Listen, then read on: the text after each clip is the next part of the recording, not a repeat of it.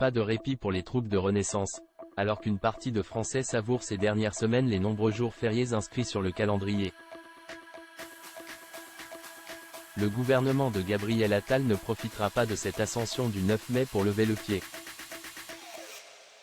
Et pour cause, cette date marque également la journée de l'Europe, événement symbolique alors que les élections européennes approchent à grands pas et que le parti de la majorité peine à faire barrage à la liste du RN menée par Jordan Bardella. De ce fait, comme l'a rapporté Le Parisien, Emmanuel Macron a décidé de lancer ce jeudi l'opération « Tous sur le pont », dont le but est de déployer un maximum de ministres sur le territoire français afin de « valoriser le bilan européen ». Gare donc aux recrues du Premier ministre qui ne répondrait pas à cet appel.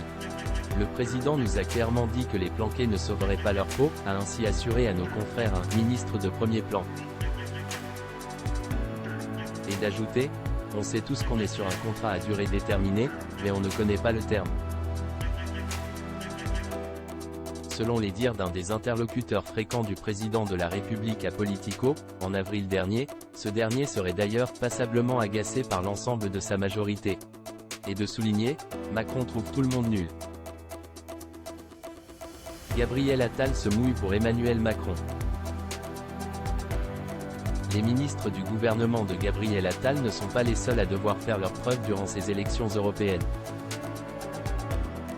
En effet, le Premier ministre en personne a été chargé de défendre l'étendard de Renaissance puisque, le 23 mai prochain, il débattra face à Jordan Bardella à l'antenne de France 2.